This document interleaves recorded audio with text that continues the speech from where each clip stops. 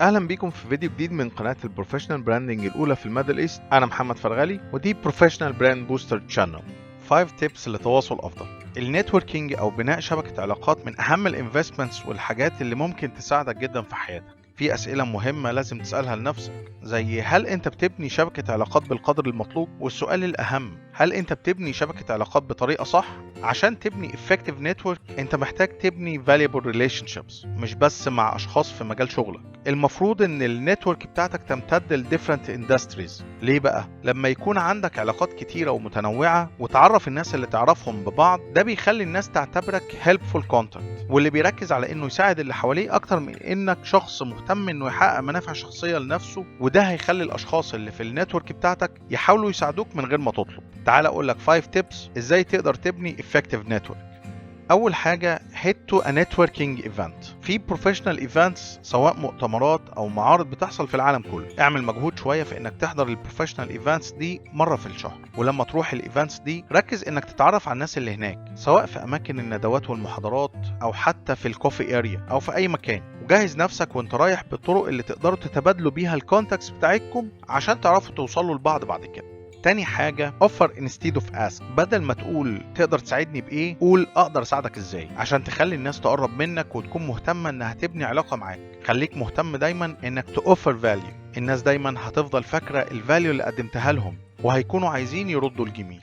تالت حاجة be generous but don't sell out your network. بالتأكيد إنك تكون كريم مع معارفك بإنك تعرفهم ببعض وتكون حلقة وصل بينهم، دي حاجة مهمة جدا، لكن لازم تتأكد إنهم ما بيضيعوش وقت بعض مثلا، او ان في شخص او اشخاص بيستغلوا الموضوع بشكل غير لائق. لازم تبقى عارف ان your recommendations بتأثر على سمعتك، فلازم تعرف انك لو ساهمت انك تعرف الناس اللي تعرفهم على too many bad connections، ده هينعكس سلبيا عليك وعلى سمعتك، وبالتالي الناس مش هتثق انها توصلك بالنتورك بتاعتها.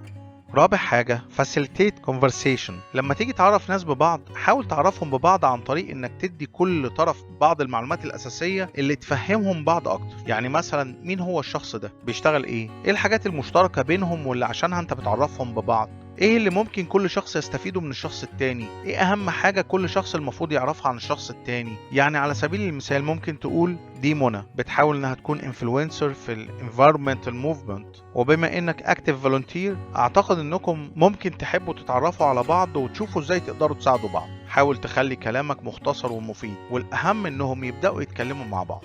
خامس حاجة فولو اب. بعد ما توصل الكونكشنز ببعض لازم تعمل فولو اب وتتابع الامور مشيت ازاي معاهم. اتصل بيهم واسألهم على الاخبار، بس في حاجة لازم تاخد بالك منها، انك ما توضحش انك متصل اصلا عشان تسأل على الامور مشيت ازاي. حاول تجيبها كده في نص الكلام، يعني مثلا ممكن تقول صحيح بالمناسبة الامور مشيت ازاي مع ميار. في النهاية لازم تبقى عارف ان كل ما النتورك بتاعتك كبرت واتشعبت في اكتر من مجال واكتر من جهة، فده بيتيح ليك اكسس على فرص اكبر ممكن ما كانتش تخطر لك على بال. اتمنى لك هابي نتوركينج، واتمنى اكون قدمت لك معلومة مفيدة. وما تنساش تعمل لايك وشير للحلقة عشان حد تاني يستفيد، وكمان اعمل سبسكرايب للقناة وفعل الجرس عشان يوصلك كل جديد. شكرا واشوفكم في فيديو جديد.